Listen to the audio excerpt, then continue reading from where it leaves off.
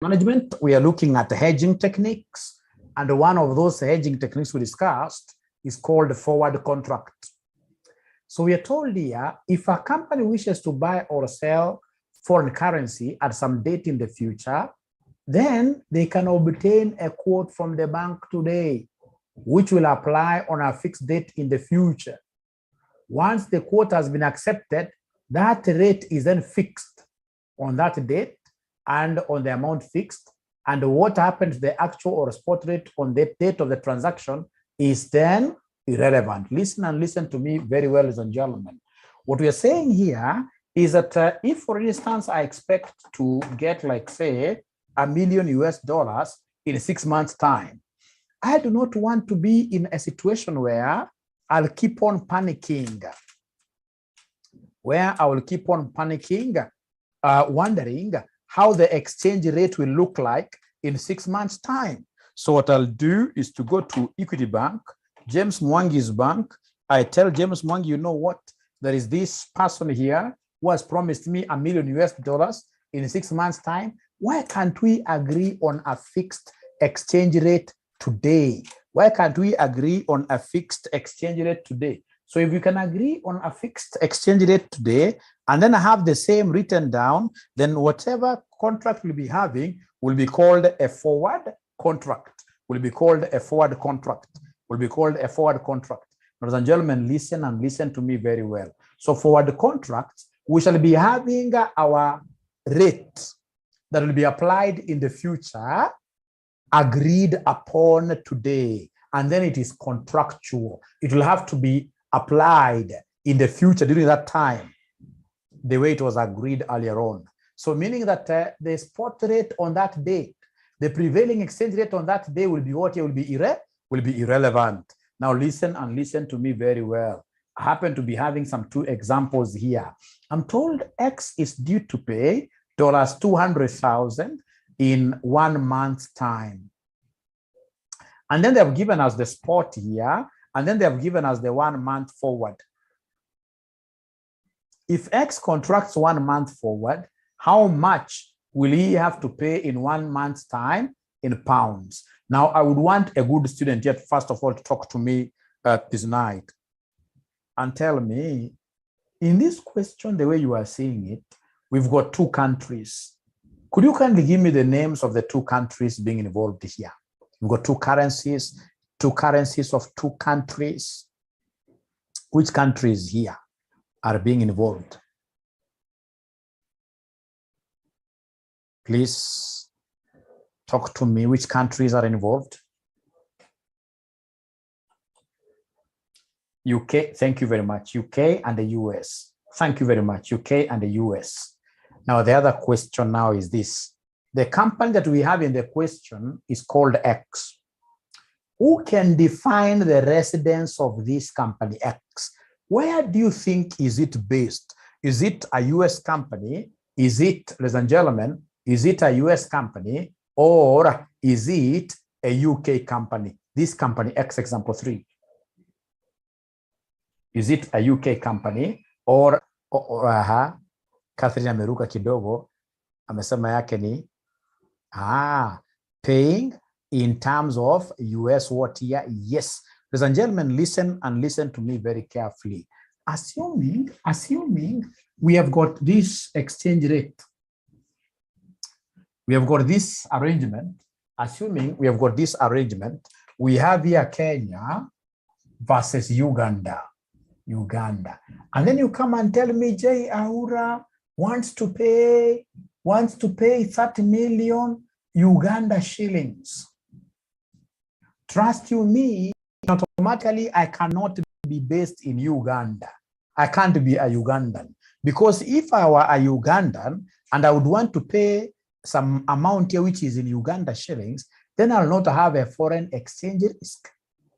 Where would I want to exchange the money then? Right? I'm a Ugandan and they want me to make a payment in the form of what here? Uganda shillings. So there'll be no foreign exchange issue. So, ladies and gentlemen, when they tell me that J. Aura wants to pay 30 million Uganda shillings, and then they've given me 2 countries, I'll know straight away that the country that is not this, using this currency, automatically J Aura must be based in where?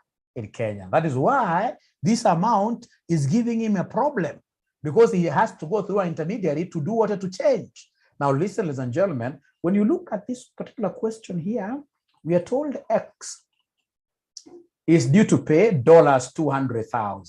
So straight away, I know that this company, number one, is not a US company. That is why this $200,000 is giving it a headache. The dollar must be foreign. So if this dollar is foreign, if these dollars are foreign, and I've got two countries, and I know that dollars are US, if these dollars are US, ladies and gentlemen, dollars are US, ladies and gentlemen, if these dollars are foreign, they're a foreign thing to us, it means that X must be in the UK. So X is based in the UK. If you don't get your residence of the company nicely, you will end up getting a zero. So when I see this kind of amount, 30 million Uganda, so I know this currency is foreign. So if it's foreign, for it to be foreign, it means J Aura must be what here? Must be a Kenyan. So it means that Uganda is a foreign country. So where is the J Aura based? It's based in Kenya. Now, the moment you guys tell me that, then I'll be able to know one thing, which is next. If you listen and listen to me very well, when are we due to pay this amount? It's in 1 month's time. Meaning that the spot is today's exchange rate. Meaning that this spot is irrelevant. If you guys had books, had copy books, I would have told you to strike off that spot. You remove it totally. If we're going to pay 200,000 in 1 month's time, then we shall work with 1 month forward. 1 month forward. Now, once I've been able to pick that I'm working with 1 month forward, then now I'm at home. So come and write for us the 1 month forward. Write for us the 1 month forward. Write for us the 1 month forward exchange rate. So we have here the 1 month forward exchange rate. So we have here the 1 month forward exchange rate. 1 month forward, 1 month forward exchange rate. This is what I need in the forward contract. So remember, this is forward contract. So 1 month exchange rate, ladies and gentlemen, what we have here for 1 month exchange rate? 1 month, yes, it's a hedging technique. Yes, it is a hedging technique. 1 month, ladies and gentlemen, I'll be able to explain that. 1 month exchange rate, I can see it is 1.4910, 1.4910, all the way to 1.4970, 1.4970 dollars per pound, dollars per pound, like that, dollars per pound, like that. Great. Now, ladies and gentlemen, please listen and listen to me very well. Once you give me this kind of a range where you have the lower value and the upper value, it means that one of these rates must be a buying rate, and then the other one must be a selling rate. One must be a buying rate, and then the other one must be a selling rate. I'll always start by identifying the buying rate. So between these two, which one is the buying rate? Rogers tells me 149.70 is the buying. Always you identify the buying rate. Always you identify the buying rate. And remember that for you to identify the buying rate, you need to know where your home currency is. You are the ones who have told me that Company X is a British company. It is a UK company. And if it's a UK company, then they are making use of the pound. They are making use of the pound. This is the UK currency. Where is the UK currency? Kwa exam, unatoa mkono, unatingiza. So long as uguze neighbor, unaweza kuwa unatingiza hapo unaguza neighbor, inakuwa ni case. Unatingiza. You can see, ladies and gentlemen, the pound is on the right side. And if it's on the right side, then the right figure here becomes the buying rate. And if the right figure becomes the buying rate, then automatically this one here becomes what here? This one here becomes the selling rate, like that. The buying rate and the selling rate. One of the things that I've always discovered over the number of years that I've taught this paper, where very many students go wrong, is how they process this in their thought, in their memories. Au wanafikiria kwamba ni biashara ya kuuza ng'ombe. Ati lazima ng'ombe una buy low, you sell high. Hizi ng'ombe in foreign currency. Foreign currency, you'll be guided always by your home currency. Your home currency, the pound, is on the other side. So if the pound is on the right-hand side, it means that this right-hand side figure becomes the buying rate. Ladies and gentlemen, once I've been able to do that, please remember the amount in the question. The amount in the question is 200,000 US dollar, and it happens to be a payment. It happens to be a payment. So could you kindly tell me, what is the role of the bank? What is the role of the bank? What is the role of the bank? What is the role of the bank here? If it's a payment, what is the role of the bank? To sell, to sell, to sell. Thank you very much. Ladies and gentlemen, remember, it's quite an easy thing. It's quite an easy thing. You know, like Mwalimu is a giver. Mwalimu is always a giver. If Mwalimu is expecting to receive, this is how I cram this thing. If somebody in this case here promises to give me US dollars, trust you me, I will be able to buy dinner. So anytime you see the person is receiving, always think about what you buy. So for receipt, buy. And remember, the rule is very clear. You can remember there's a rule, although you'll be getting this in foreign markets, where we say that a foreign boyfriend buys dinner. A foreign boyfriend buys who? Buys dinner. A foreign boyfriend buys dinner. Foreign, this R stands for receipt. So anytime we scan receipt, ukisikia ni receipt mahali, unajua role of the bank is to buy. Role of the bank is to buy. Ukisikia tu jina receipt mahali, unajua role of the bank is to buy. Whenever it's a receipt, whenever it is a receipt, the role of the bank, if I were you, I would have written these two statements. Whenever it is a receipt, the role of the bank is to buy. And then now the opposite is true for a payment. Whenever you are told that there is a payment being involved, then the role of the bank is to do the opposite here. The role of the bank will be to do what here? To sell. The role of the bank will be to sell. Mimi nimeshashika kitu sana. Nikiona receipt, najua hiyo ni buy. Nikiona payment, hata sitangoja kuambiwa, hata sitangoja kumbuka kitu ya at foreign boyfriend, hapana. Nikiona a question is a payments question, I'll be able to remember what here somebody sell.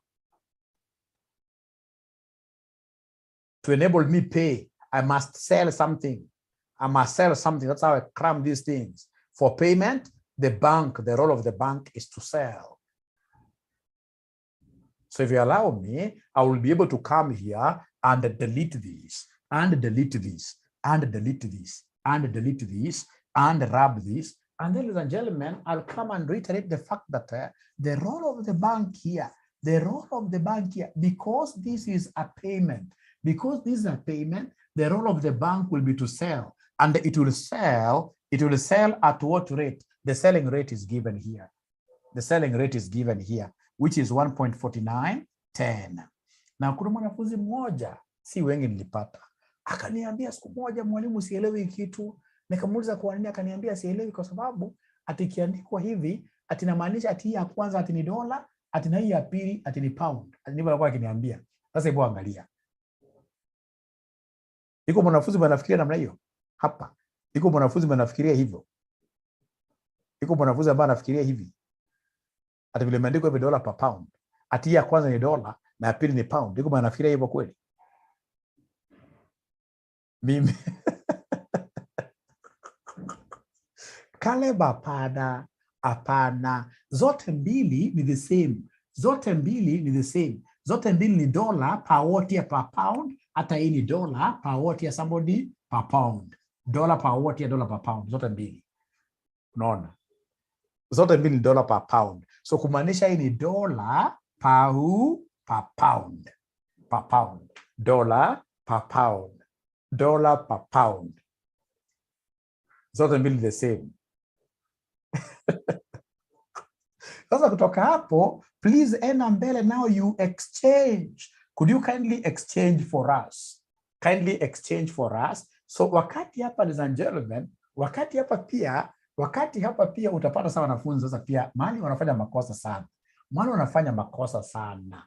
Utakuta mwalimu wanafunzi anakuambia sasa hapa itakuwa ni $200,000 times $1.4910 per pound.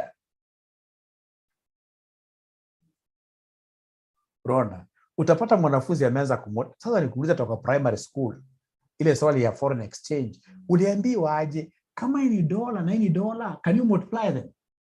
Sianza yako itaenda kukua dollar squared per pound. Alright? Ikiwa dollar squared per pound hii utaitwa na Trump alikuwa mzuri. Trump atakuchapa kofi. Alikuwa mzuri sana. Hakuna currency huwa dollar square. So if the currencies here are like terms, the only way out is to divide. If currencies are like terms, the only way out is to divide. The only way out is to divide. You divide. Ama ufanye kimother tongue. Kimother tongue, ukuje useme namna hii, if $1.4910 equals 1 sterling pound, how about $200,000? How about $200,000? How about $200,000? So if you cross multiply, this is what we shall end up getting. If we cross multiply, this is what we shall end up getting. It will be $200,000 times 1 pound times 1 pound all over $1.4910. So that the dollar will cancel out, giving me how many pounds? Giving me 134, 138 pounds. 134, 138 pounds. You double on a line like that. Yes. Carol anasema mimi nimepata correct hiyo. Mimi nimepata correct hiyo. So there's a student who told me to repeat, and I would want to repeat that concept using the second question. Using the second question. So not unless there is somebody who has a big issue out of this, please allow me to do the second question now, still on forward contracts. So can I go to the second question? And then please remember that these books have answers. These books have answers at the back. You simply need to know the chapter. This is chapter 18, example 3. So when you go to chapter 18, example 3, simply go to chapter 18, example 3. Huku chini kabisa, chapter 18, example 3. So chapter 18, example 3. When you come here, chapter 18, example 3. So chapter 18, where is it? That's 19. So example 3 must be around here. So you can see the answer here for example 3. It is 138 pounds. We got it correctly. We are tough people, strong people, the strongest people in this market of advanced financial management. It is us. It is us. Yes. It is us. It is us.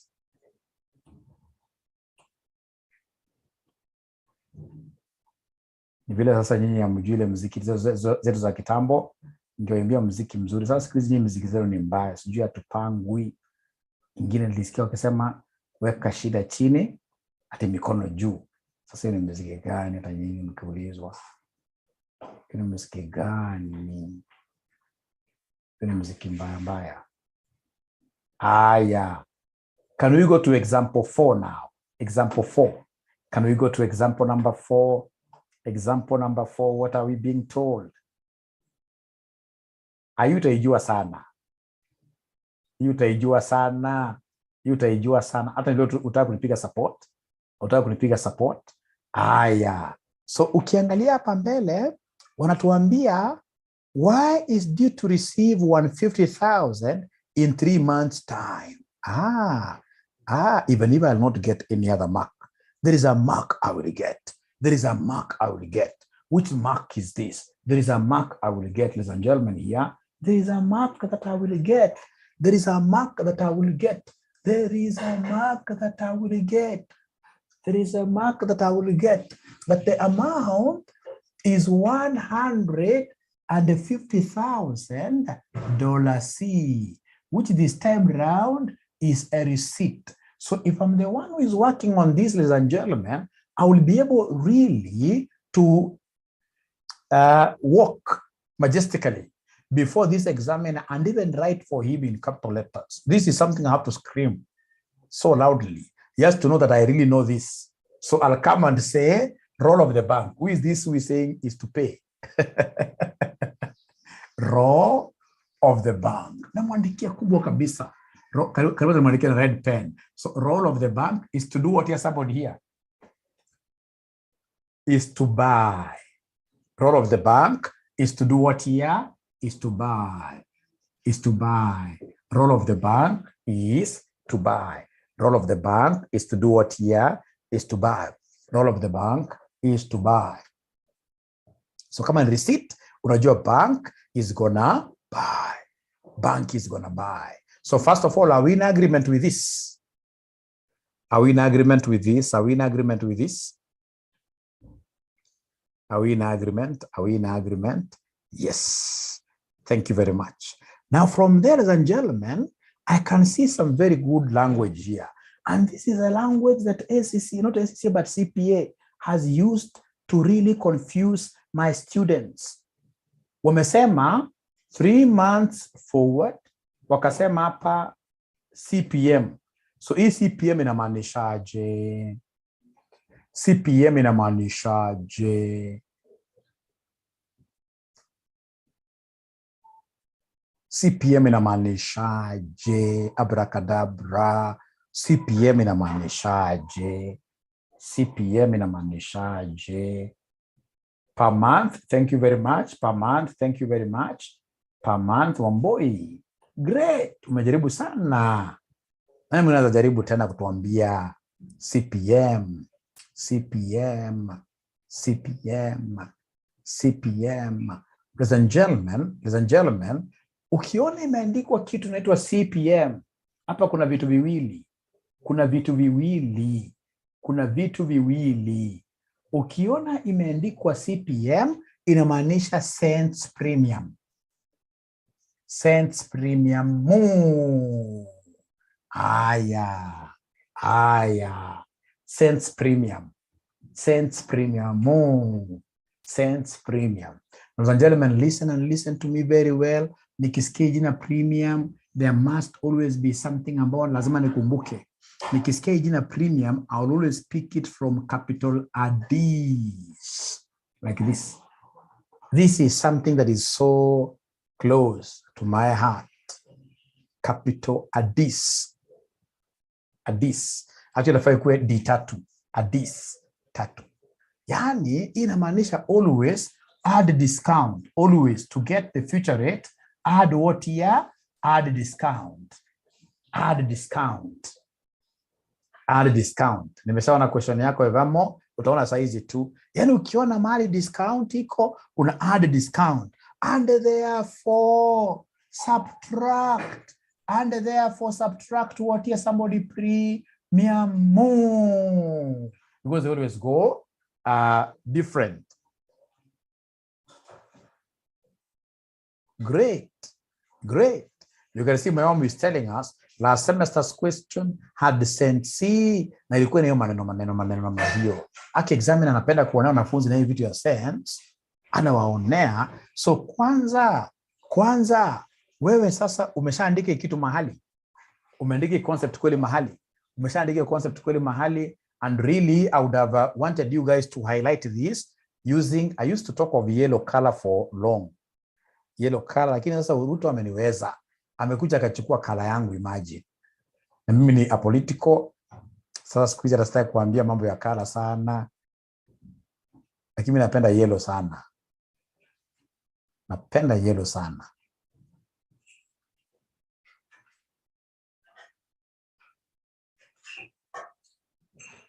Ume-highlight kweli? Nataka mniambie kama ume-highlight. This is a very important point.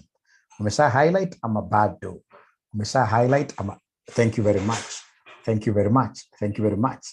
Blue, pink. Nichukua orange? Hapana. Hata Azimio staki, hapana. Mimi sitaki kala yote. Mimi sasa ni colorless. Siasa sio mzuri sana. Siasa ukiweka kwa roho vile Mandela alituambia itakuumiza sana. Siasa waachie wanasiasa wacheze na hawa. Wacheze peke yao.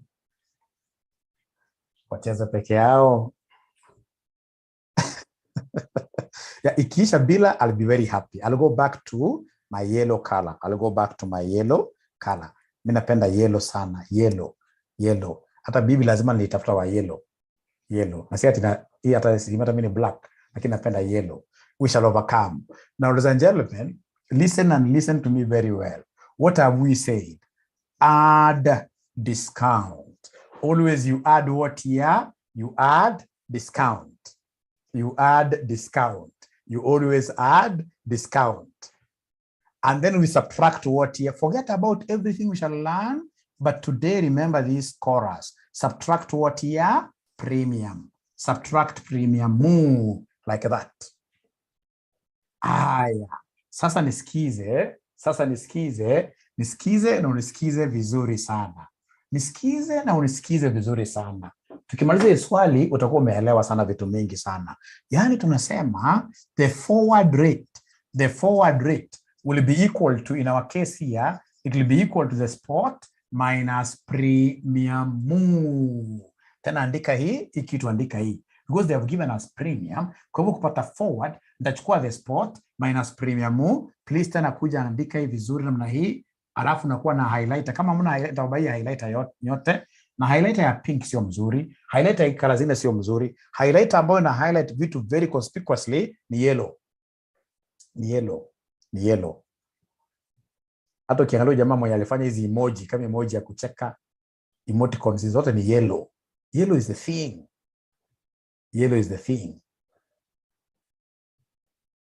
Pencil. So ukitaka kupata forward, utakuwa unachukua spot, premium, ivamo lemeni rudie. Ukipatiwa spot na premium, when you want to get forward, utakuwa unachukua spot, unasema minus premium. Unachukua spot minus what ya somebody minus premium. Spot minus premium. So sasa tunakuja hapa. Unasema spot. Wamesema spot pale woye ni 1.5326. I'm doing example 4 to 1.5385. Unasema hapa less premium move. And the premium is 0.62 over 100 all the way to 0.51 over 100. Could you kindly tell me, why do you think am I dividing these useless things here with 100? They're too small, and again somebody is telling me to divide them by 100. Why am I dividing them by 100? For me to be able to get the forward. For me to be able to get the forward. Why am I dividing this by 100?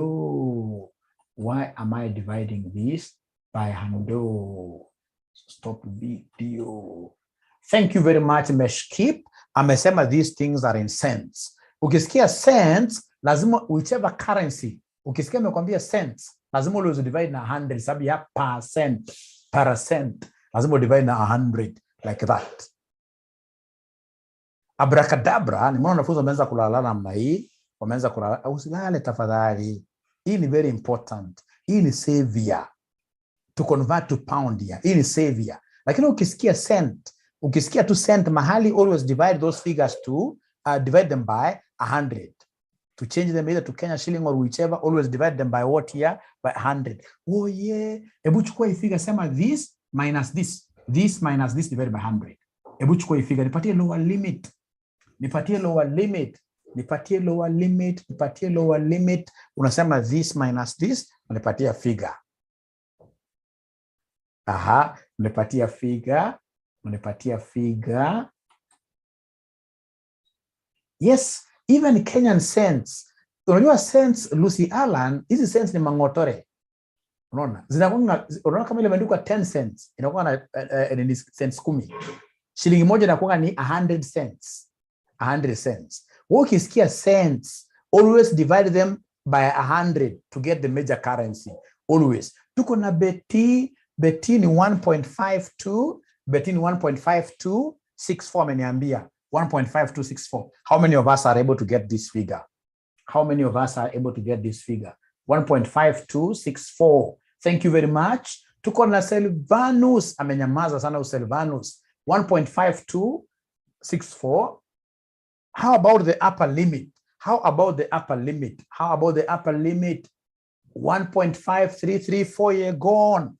1.5334. Thank you very much. 1.5334. Like that. Ladies and gentlemen, are these cows? Are they cows? Because you must always write the currency.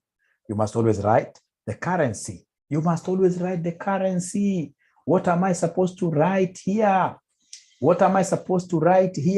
You can see it is this thing that I'm just transporting the other side. This thing here.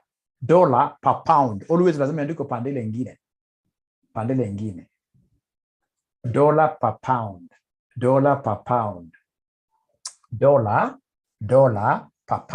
Sasa siku moja mwanafunzi aliniambia, mwalimu, ati ukitoa kitu hapa, atikienda pande ile atinafaa kwenda opposite, ati reciprocate. Nikajaribu kufikiria mwanafunzi amefikiria aje. At times wanafunzi ni waerevu sana kutushinda walimu. Nikajaribu kuimagine amefikiria aje. Kumbuka these things normally ni kama upatiwe x minus 5 equals 10.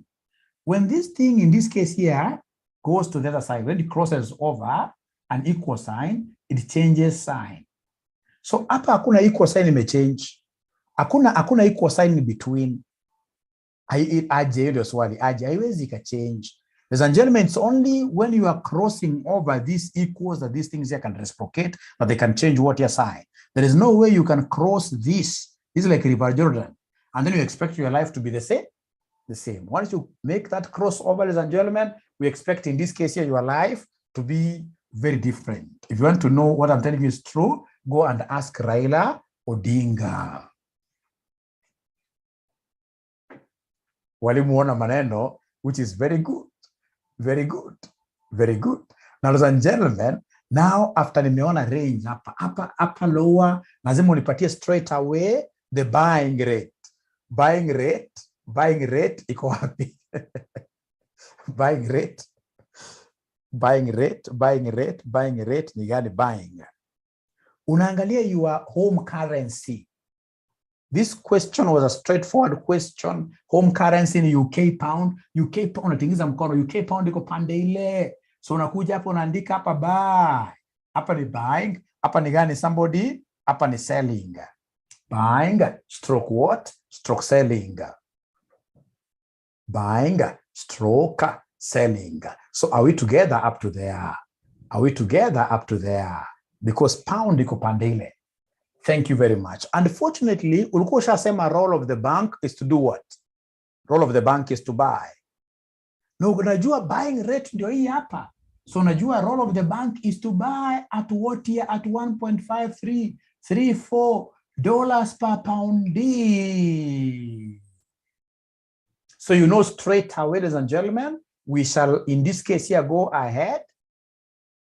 How did you arrive at the forward figures? We subtracted, we took like now for the lower limit, we took this minus this. This minus this. Because it's less. Let's try 1.5326 minus 0.62 divided by 100. Usikaseme kwanza, unajua body mass, usiseme ati hii minus hii alafu useme equals divided by 100. No. Unasema 1.5326 minus 0.62 divided by 100. This 100 is only dividing this number alone. That number alone. Please confirm to me whether you're able to get this, my brother.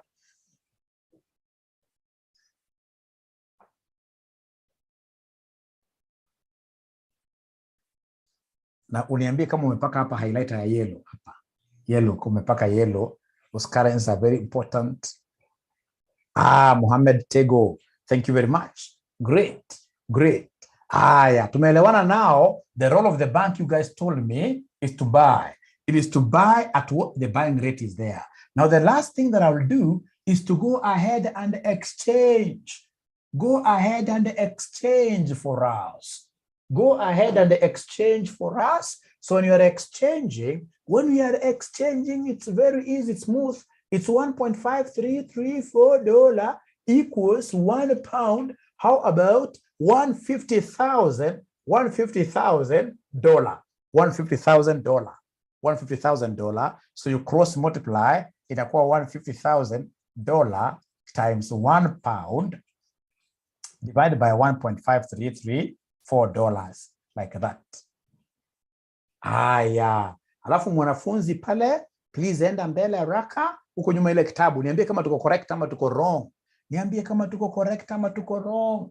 97,821. 97,821. Point or 2.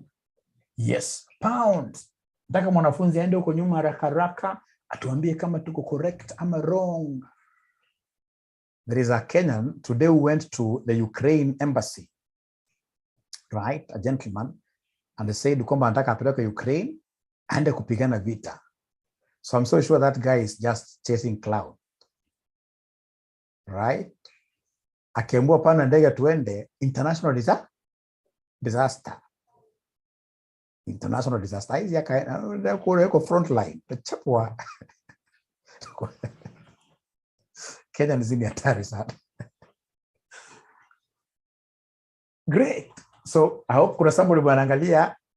It's never a dull moment in Kenya, yes.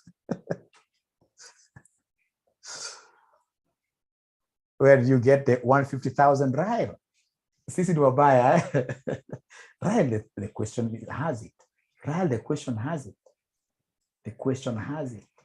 The question has it. 150,000 in 3 months' time. You can see here.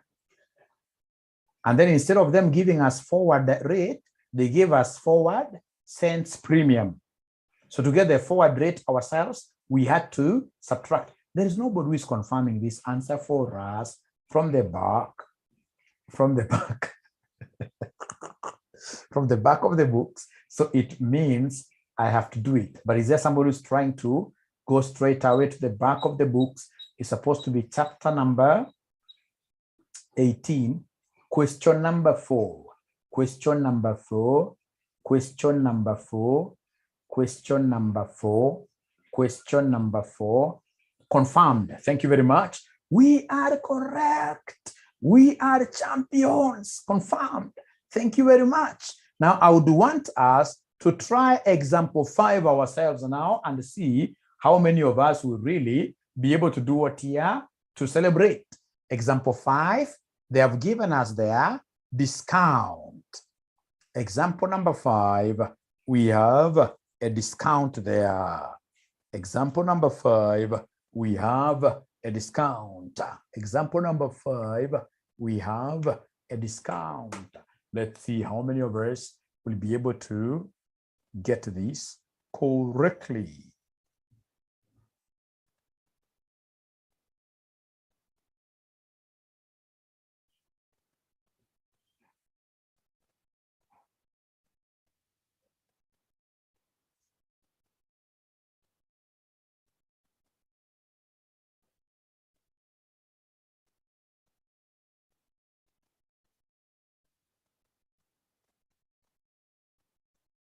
So to help you, because I know these are things that these examiners will always try to nail you down on. You can see they have not given you any currency. They're simply saying discount. Discounts and these premiums, unless you're told otherwise, they are always in form of cents. They are always in form of cents. There I can see a low-hanging fruit. The one of dividing those figures by 100. I can see a low-hanging fruit. I can see a low-hanging fruit. So how many minutes should I give you to do this question? How many minutes should I give you to do this question?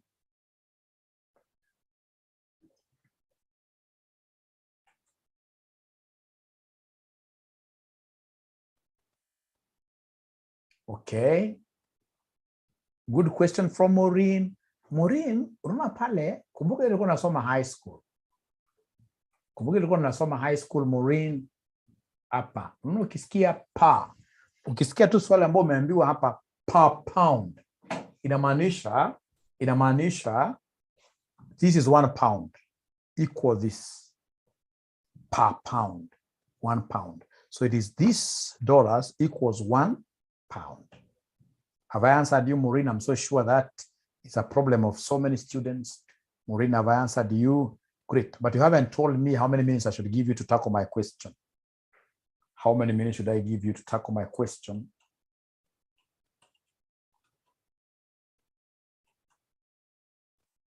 A few, okay? 5 minutes, 5 minutes.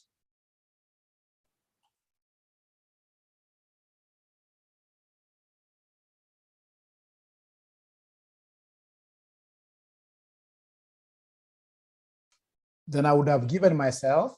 Grace is saying here at Mercy, where the individual resides. In this case, if the person is due to pay amounts in dollars, you automatically know the home currency is the other currency that is given. I mean, I could not put it any better. Actually, Grace, I'm now even fearing my job is at risk, right? Grace very soon will start teaching advanced financial management. Great. So is there anybody who has been able to check these answers and said they are correct before I answer questions given by some students up there? Yeah, checked. Rogers Leo. Rogers, is Leo your name really? Ama ni ya utani? Leo is quite a nice name. Oh.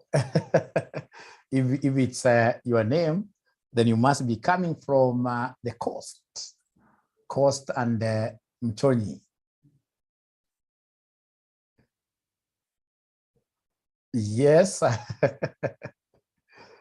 Confirmed. Yes. Karen, it will be very important for you to know that unless you're told otherwise, discounts and premiums must always be divided by what year? 100. Livy was really fearing this topic when we started. Now it's confirmed that you are right.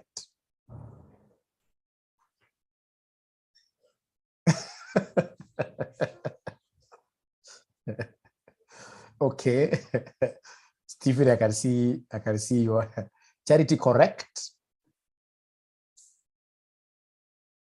Kwa residence, niko bado na shida. Kwa residence. Angalia, it's a very easy thing. Unajua, for example, if you tell me to pay 10,000 Kenya shillings, I will not really bother because I'm a Kenyan and you've told me to pay in Kenya shillings. So then if Z is due to pay $200,000 and you're saying that this amount is foreign currency, $200,000, it means that Z cannot be in the US.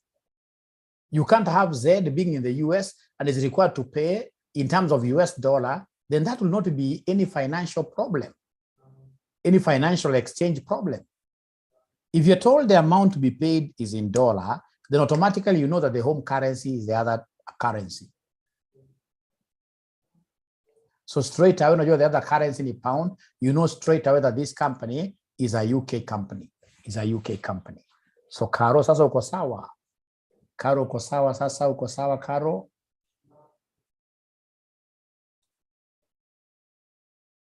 Yep, I can see so many. Yeah, same to receipt, even if it's receiving. If you're receiving dollars, you know straight away that these dollars imekushtua because your currency yako, sio currency yako.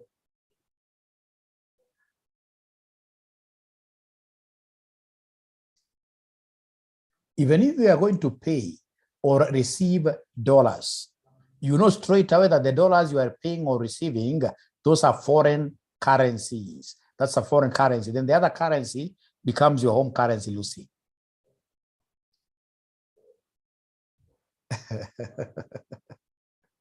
Okay, great, great. So the most important thing, ladies and gentlemen, here to appreciate is this thing called what here? A dis. It is this thing called a dis. So it's example number 5, which has a discount. So that discount, I'm going to remember my Adidas ball. I'm going to remember my Adidas ball.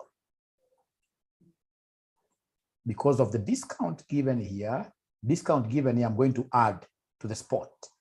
I'm going to add the spot. So I'll pick my spot. I will pick my spot. I will pick my spot. My spot here is 1.5326 all the way to 1.5385. $85 per UK.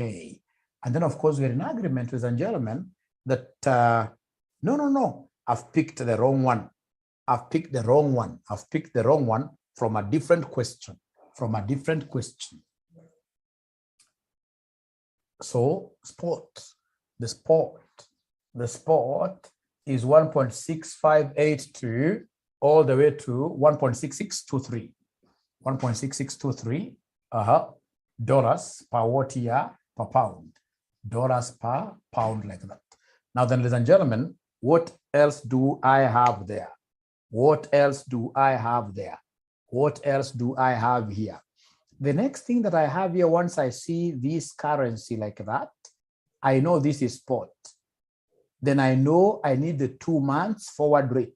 The 2 months forward rate they have given me in form of discount. So I would want to add this. So I know it will be 0.83 divided by 100 all the way to 0.92 divided by 100.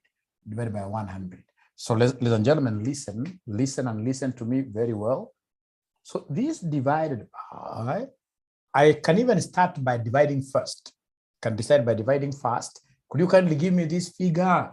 Okay, divide oye, itakuwa 0.00 83. Okay, divide oye to 0.00 if I'm not wrong. Nisikuletea shida. Mnajua ni discount, and discount, what are we doing? We know, ladies and gentlemen, that the spot was discounted. If it's discounted, I must mark up. The very best way is for you to remember the concept of a dis. You add discount. You'll never go wrong. You'll add discount. You'll never go wrong. So if you have been able to, at least I should be able to come and remove that, and then I'll be able to give them the 2 months forward rate. The 2 months forward rate, what do we have here? The 2 months forward rate, this plus this gives me what figure? 1.666, 1.665. All the way, this and this will give me what figure? Nikiongeza 1.67, 1.6715 dollars per what here, somebody, per pound. Now, ladies and gentlemen, once I have my forward rate, I know sasa next thing ni kutingiza mkono. Unatingiza mkono kabisa. Umeona the amount in question is in form of dollars, so I know my home currency is the other currency as Grace put it. So poundi ndizo zetu. So pound ziko pande ule. Pound ziko pande ule. So straight away, hii inakuwa ndio buy. Na inakuwa namna gani? Somebody selling. And then there are students who are naturally bright, crafty students. What do they do? Wataanza kufanyia examiner PE, physical education. Sababu mwanafunzi ameshindwa kutingiza mkono, hajui ni gani. So atakuja amwambie ati if this is 1.675 is the buying rate, the answer is this. Tena huyo anamwandikia tena, if this is the buying rate, the answer is this. Na vile tumefunzwa kama examiners, we'll always go for the right answer while marking. So such a student, so long as akona correct answer mahali, atapata maki yote. So hiyo ni ile ujanja ya kutumia, ya kufanya exam. Ile ujanja ya kufanya exam. Ule mwanafunzi mwerevu sana. Sababu amefika amechanganyikiwa. So ukichanganyikiwa, what should you do? You cannot die. You're taking risks of failing, eh? Okay. Now remember the amount in question The amount in question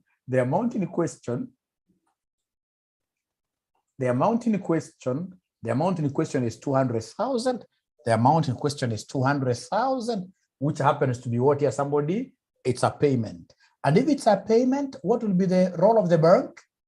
What will be the role of the bank if it's a payment? What will be the role of the bank if it's a payment? What will be the role of the bank if it's a payment? What will be the role of the bank if it's a payment? Sell. So role of the bank is to sell. So sell at $1.6665 per pound, like that. So please go ahead and exchange. Thank you very much. Go ahead and exchange for us, and then you give us a figure. Go ahead and exchange for us, and then you give us a figure. You give us a figure. You give us a figure. Give us a figure. Give us a figure. So tunasema, yani $1.665 equals 1 pound. How about, unajua also Satan is real. Shetani ana-exist. Mndo sikudanganya ati shetani ha-exist. Satan is there and is very powerful. Na kumchenga ni ngumu sana. Kumchenga ni ngumu. So unapata mwanafunzi from nowhere amekuja kukuandikia $200,000. $200,000 ati hapa. Alafu after exam anakupigia na kuambia mwalimu. After exam anakuambia mwalimu. After exam anakuambia mwalimu kuja hapa kunywa kitu yako black. Kunywa. Exam ikija. Anauliza mwalimu nimerogwa. Hakuna kurogwa. Ni shetani ukuja kukemea. How do you put dollars in with pounds? No. Unakuja hapa unaandika $200,000 namna hiyo. Right? So inakuja inakuwa $200,000 times 1 pound, all over $1.6665. Then this one here will end up giving me what figure now?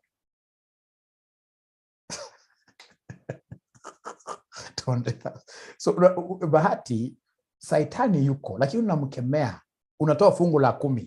120, nitawafunza hiyo topic ya fungu la 10. 120, 012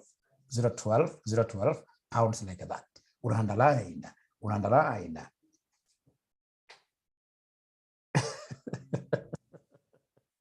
Yes. Mimi nakwambia swali ya foreign currencies hizi nikaanguka. Nikichanganyikiwa kidogo naanza kuambia mwalimu what if examiner.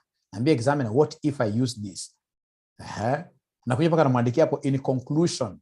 Nikiza uandike conclusion answer. Unachana na namna hiyo sasa. Aenda chague ila nakupatia. Ladies and gentlemen, advantages and disadvantages of using forward contracts. These are things that you guys should be able to do what here to give me. Of course, the biggest advantage is the one of what here? Certainty. The biggest advantage is the one of certainty. I'm certain of my cash flows because already I've been able to fix what here? I have been able to fix the exchange rate that will prevail in the future. So I'm certain.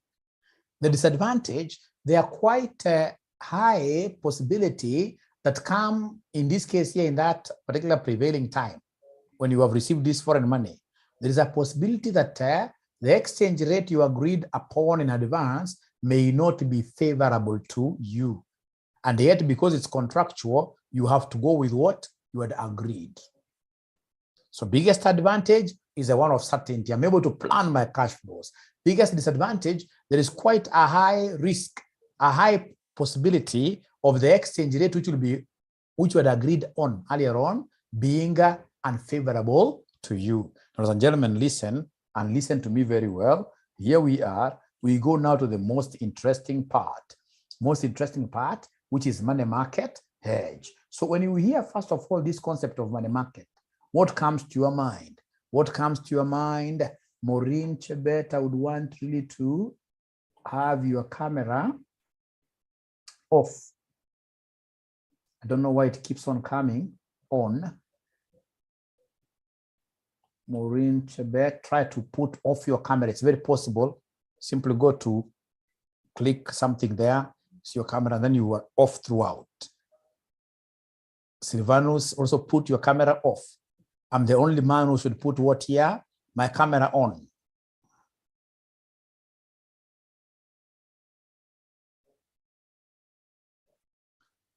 Samoy Dennis, I also expect to see your camera off totally. When we come to beauty contest, I'll be able to tell you the date. I was testing my camera. Great.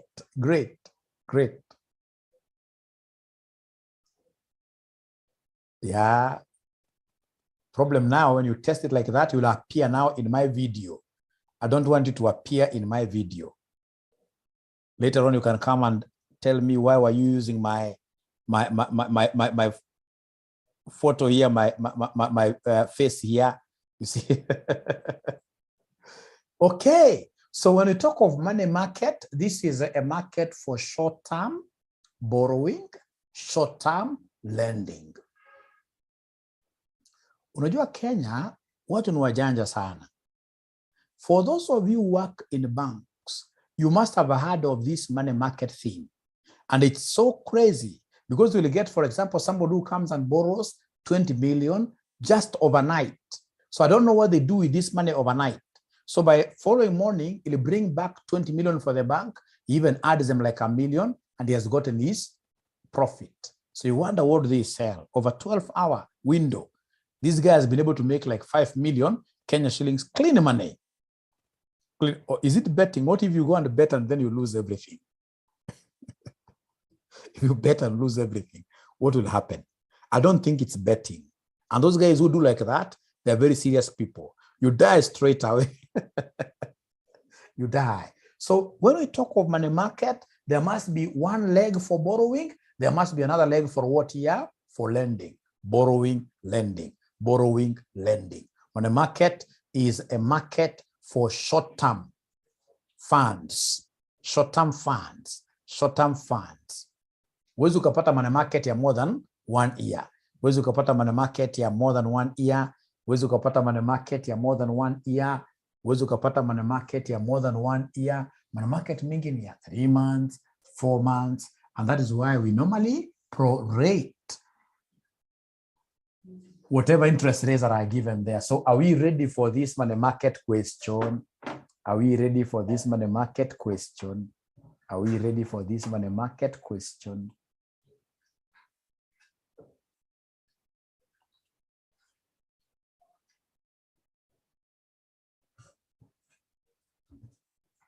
Are we ready for the money market question? Oh, yes. So here we are. We are told P is due to receive $5 million in 3 months' time. So could you kindly give me the home currency of P? Let's start from there. Let's start from there. Could you kindly give me the home currency of P? Let's start from there. Let's start from there. Give me the home currency of P. They're not talking to, oh, I can see the comments here. I can see so many chats here. Great. Thank you very much. You guys are brilliant. You guys are brilliant. You guys are brilliant. You must be yellow people. You must be yellow people. Ladies and gentlemen, P is due to receive $5 million. $5 million. So the other currency must be the home currency of P. So the home currency of P is the pound. So I know that this is a UK-based company. So when it comes, ladies and gentlemen, to any question here, money market, show how P can use money markets to hedge the risk. When it comes to any market, money market question, I must remember the rules. I must remember the rules. Rules of money markets. Rules of money markets. Haki Mungu atusaidia sana sisi accountants. Unapata wengine wetu hapa, tunaandikanga figures in shillings, billions. Shillings, millions. Lakini hatujawahi handle hata 1 million. Mungu atusaidie sana, accountants. Mungu atusaidie sana. Mungu atusaidie sana. How do we know it is US? How do we know it is US? Look at this. Look at this. It's not even US. It's not US. You know, to receive $5 million. So US is the foreign currency. So we know straight away because there are 2 currencies, pound and the dollar, and dollar is foreign, then the home currency is the pound. The home currency is the pound. The home currency is the pound. The home currency is the pound. Ladies and gentlemen, listen and listen to me very well. The rules of money markets are here. The rules of money markets are here. We know, number one, that a foreign boyfriend buys dinner. You know, problems are wanafunzi wengi wa CPA hawaangaliangi mbali sana. And that is why most of them wananiinvitingi sana, wananiambia mwalimu kuja harusi yetu. Nakuta 2 classmates wameona. So sad. A CPA and a CPA wanaona. So sad. So sad. They don't think about these kind of things. Foreign. Pata mzungu. Right? Pata mzungu. So foreign boyfriend buys dinner. Foreign boyfriend buys dinner. Buys dinner. I was even writing many dinners, eh? Right. So us, we've gone for what here? Local boyfriends. So we have here foreign payment. You borrow local. You borrow local, and even this local guy can sell you. Sells. So remember in full, inamaanisha FRBF. In foreign boyfriend.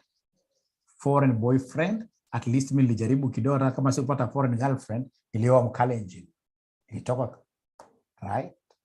So ukija kama ni babangu kabila tofauti, mamangu kabila tofauti, so watu wangu ni wa Kenya. Right?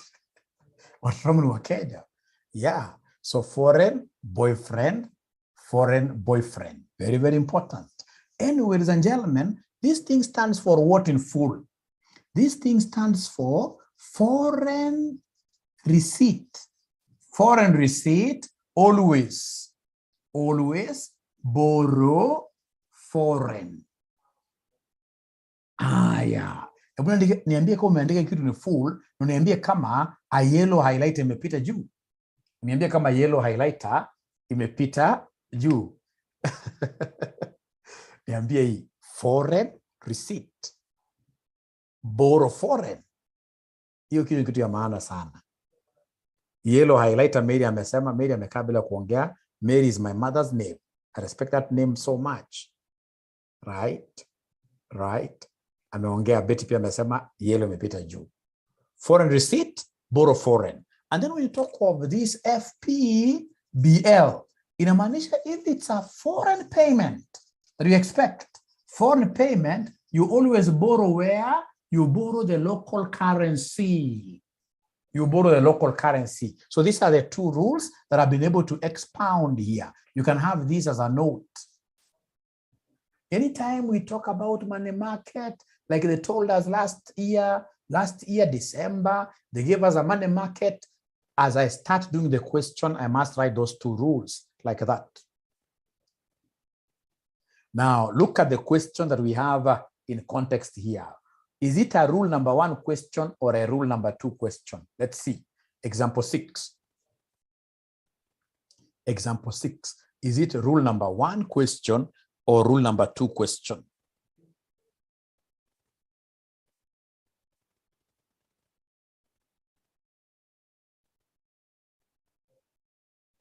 It is a receiving question. It is a rule number 1 question. So what I'll do, I'll come and say here right away that example 6 is a receipt question.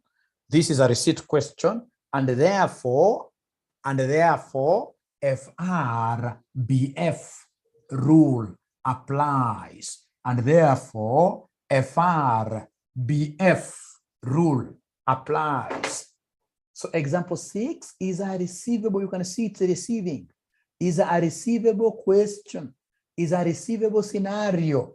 And if it is a receivable scenario, if it's a receivable scenario, therefore use FRBF rule. Sasa ukishaandika namna hiyo, kumbuka ukitaka kuandika ni full, usiandike hapa foreign boyfriend. Examiner atashangaa. Na hali kufunza kitu kama mimi sikufunzi vitu kama hizo. Examiner atakushangaa. Na hali kufunza vitu kama hizo. Wewe unaandika hii kitu properly. Inafaa kuwa foreign receipt, Borrow what here? Foreign. So for foreign receipt, always borrow foreign. Foreign receipt, always borrow foreign. So unakuja hapo unachora meza. Unachora meza namna hiyo.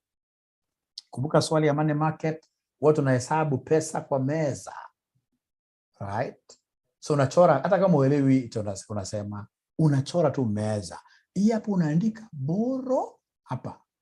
Na hapo unaandika namna gani? Somebody invest. Na sasa umejua hii borrow umejua ni foreign.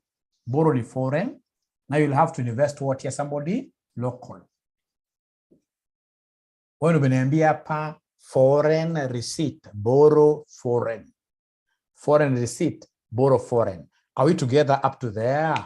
Are we together? Tuko pamoja kweli kama Jubilee ama kama gani?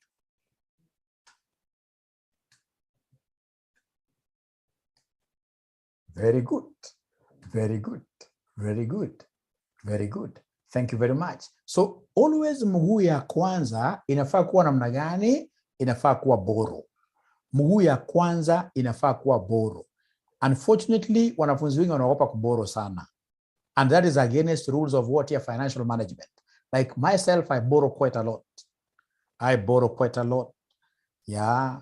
When I will die, I'm so sure there will be two kind of people will be coming to my last ceremony. My loved ones will be coming to say, we have lost a very good father here, a very good husband here.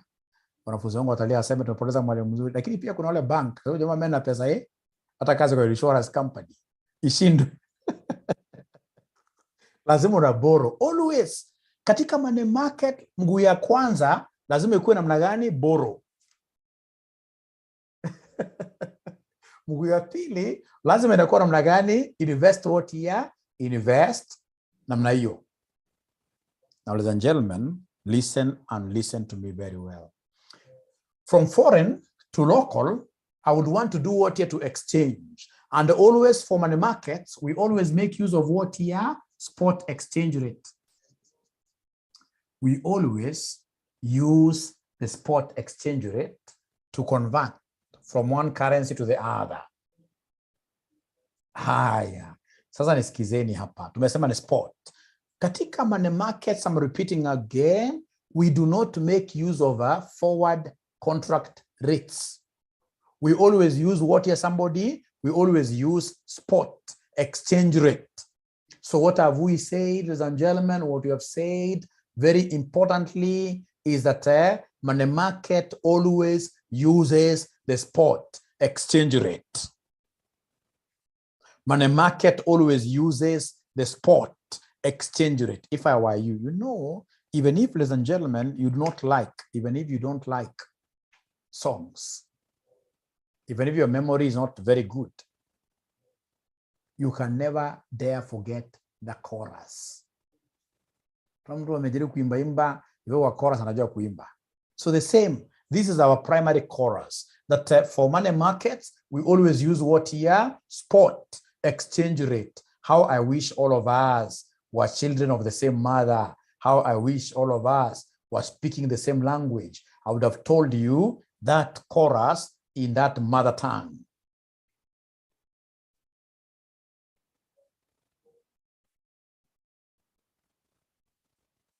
Haya, sasa tuende kazi. Sasa hii spot exchange rate, moja itakuwa atapatia range. Moja itakuwa buying, ingine itakuwa selling. Hapa nitatumia ipi? Nitatumia this time round. Nitatumia buying hapa ama ya selling hapa?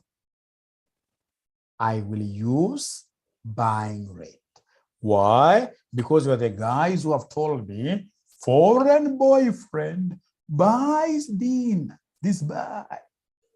Foreign boyfriend buys dinner. So here I'll use the buying rate. I'll use the buying rate.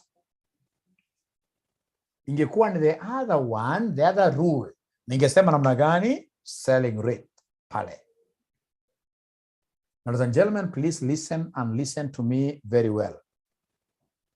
It's a receipt, the bank will buy. Thank you very much. Now listen and listen to me very well. Nataka tuchambue spot rate. Nataka tuchambue spot rate. Tuchambue spot rate. Ndio spot rate iko hapa jameni. Ndio spot rate iko hapo jameni. Nataka tuchambue spot rate kabisa kabisa. Tuchambue hii spot rate kabisa kabisa. So this one gives me 1.53 84 all the way to 1.5426 dollar per pound. Dollar per pound. Umetingiza mkono kweli. Umetingiza mkono kweli ama hujatingiza bado mkono? Ukitingiza, thank you very much, Mary. Which one is the buying rate? Because unatingiza towards the home currency. Home is the pound. So buying ndio hii. Hii ndio buy. Kwa hivyo abracadabra inaleta hapo unasema 1.5426 dollar per pound. Thank you very much. So I would want in this case here to pause a little bit for reflection and then get feedback from you. Are we together up to here really? Are we together up to here? Are we together up to here? Are we together up to here? Are we together? Yes. Thank you very much. Thank you very much. Thank you very much. Thank you very much. Thank you very much. Now, ladies and gentlemen, listen and listen to me very well. Now we come here. Now this is so important to me. So which currency is foreign? In this question, which currency is foreign? We have got two currencies, dollar and the pound. Which currency is foreign? Which currency is foreign? US dollar. So here I'm going to borrow the US dollar. Or rather, I'm going to borrow in the US, and then the local currency, my currency, is the UK pound. Like that. Yeah. Sasa maneno ndio hii sasa. Sasa maneno ndio hii. Sasa ndio tumeanza kazi. Sasa ndio tumeanza kazi. Kuja hapa, umekupatia the 3-month interest rates, the US prime rates. I can see US prime rates, 5.2%, 5.2%, 5.2%, all the way to 5.8%. Isn't it the US interest rates? The US rates. So hizo US rate vile ametuandikia namna hiyo 5.2 ndio hii hapo. Oye. Vile ameandika hiyo US rate ni gani ile ambayo ni buying rate? Not buying but ni gani itakuwa ni borrowing rate? Kwa hizo mbili, ni gani itakuwa client akienda kuboro anadungwa na hii? Always the higher. Borrowing rate is always the higher. If I were you, I would have written that somewhere as the second chorus. Lakini kweli song inaweza kuwa na chorus mingi. Always. Ukienda kama pa Kenya, utaona ni 4% to all the way up to 14% right now. And always the borrowing rate is the higher. Investing rate inakuwa kidogo. So kwa hivyo hii ni borrowing. Kwa hivyo in the US, what am I doing? I'm borrowing. So in the US, I'm borrowing. In the US, I'm borrowing. In the US, I'm borrowing. It is 5.8%. But you see, these rates are always annualized. Always, even if the examiner tries to cheat you, don't, in this case here, accept to be cheated. Like this examiner has tried to cheat us current 3 months interest rates. He's cheating us. This is per annum always. They're always annualized. So it means, ladies and gentlemen, that this 5.8% has to be prorated as per the number of months. Has to be prorated as per the number of months in the question. And the number of months in the question, there are 3 months. There are 3 months. So I have to prorate this. So I'll come and say times 3/12. Times 3/12 plus 1. So could you kindly give me an answer? Times 3/12 plus 1. Please give me an answer. Please give me an answer. 1.145. Why are we adding this one? Isikusumbue sana hiyo. Ile tulikuwa tunasema amount primary school equals principal into 1 plus r raised to something. So E1 is for purposes of compounding. It must always be there. Thank you very much, Moreka. It's for purposes of compounding. It's for purposes of compounding. Aya, itafutieni UK rate sasa. Tafutieni mwalimu oye, UK rate. Tafutieni mwalimu UK rate. Tafutieni mwalimu UK rate. Tafutieni mwalimu UK rate.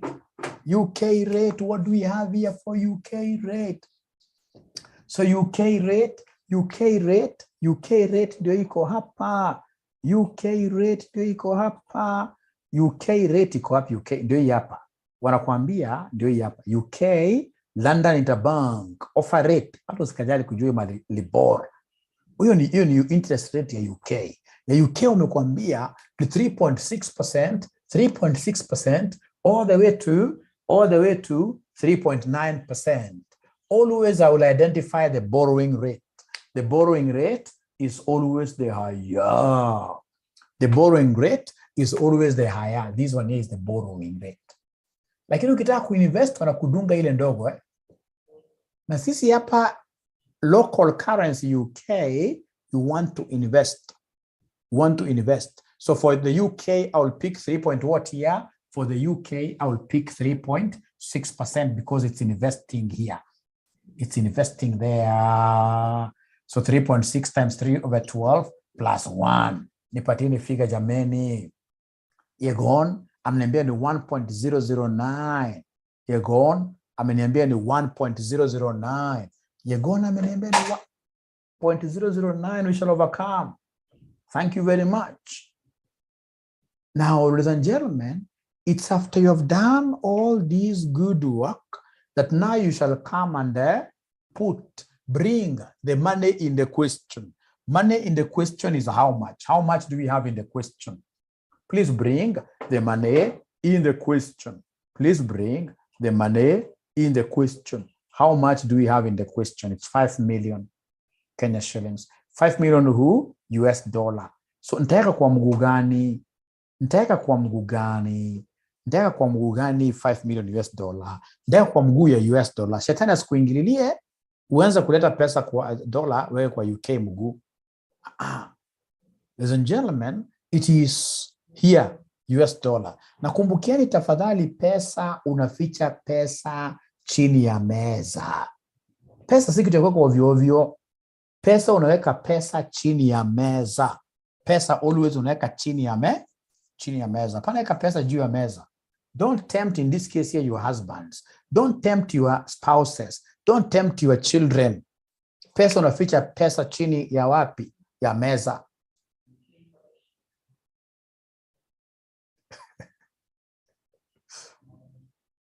Unaenda upata 5 million kwa meza imewekwa tu ovyo ovyo hivyo. Hapana.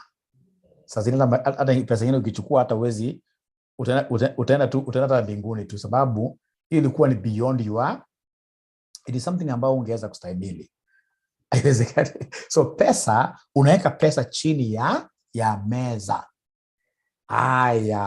Asante sana. I missed A. A equals what? Is there A here? I can't get your question very well. Now listen and listen to me very well. When you're moving up, is there somebody who is able to remember that thing? When we are moving up, what do we do? When we are moving up, we divide. So you take 5 million divided by this. Up, divide always. Up, divide always. So 5 million divided by this gives me what figure? 5 million divided by 1.0145 gives me what figure, somebody? Abracadabra. That will give me what figure? Quite an ugly figure. 49.28. 49.28. 49.28. 536. 536. Are they cows, Mary? Are they cows? Are they cows? Gracie is telling me they're US dollar. They're still dollar. Now, after that, could you kindly give me the next thing to do? What should I do? What should be the next thing to do? What should be the next thing to do? We convert now at spot. We are converting. So please go ahead and convert. So in the conversion, what do I have? I have $1.5426 equals £1. How about this 49 thing? 49, 28, $536. So please cross multiply for us. When you cross multiply for us, utakuja woye, utapata 49, 28, 536 times £1 over 1.5426. And then the other thing you're supposed to remember, anybody who goes to money markets is a rich person. Anybody who goes to money markets is a rich person. Hakuna kuweka madesimo kwa pesa. Ewe exchange mniambia amount ambao utaandika hapa ni ngapi? Ewe exchange mniambia amount ambao utaandika hapa uoye ni ngapi? Uoye. Number 3194. 954. 3194. 3194. 954 pounds. Pounds like that. Pounds. And then who can remind us when moving down now? What do we do when moving down? What do we do when moving down? What do we do when we move down? We multiply. Down, always multiply. Down, always multiply. Down, you are multiplying. Take this times this. What figure do we have? Take this times this. What figure do we have? I'll come back to the questions. I can see there are very many. I'll come back to the questions. I can see there are very many. I can see 32, 23, 32, 23, 32, 23, 709 pounds like that. And this is the final answer. I would want someone to go back to that book of ours and read for us the money market payment, and then we see whether we are correct. Can somebody go back to that book of ours? The answers, back book, back pages, the answers there. Please go to example number 6 and see whether they are getting that answer of 32, 23, 709. Somebody please confirm for us. Somebody please confirm for us. Somebody please confirm for us. Somebody please confirm for us. Somebody please confirm for us. Is there anybody who is able to confirm? Oh, yes. The problem now is that most of the girls here, they don't know how to dance. You know, we have got emojis there which are able to dance very well. When you are celebrating, celebrate like an African. Celebrate like an African. Use dancing emojis. Yes, thank you very much, Mary. Yes, yes, with the high heels. Yes, yes. It's not easy to get these things. Yes, Galaxy, yes. Also for men, yeah, today. No celebrations yet. No wonder Lucy Alana has been very quiet.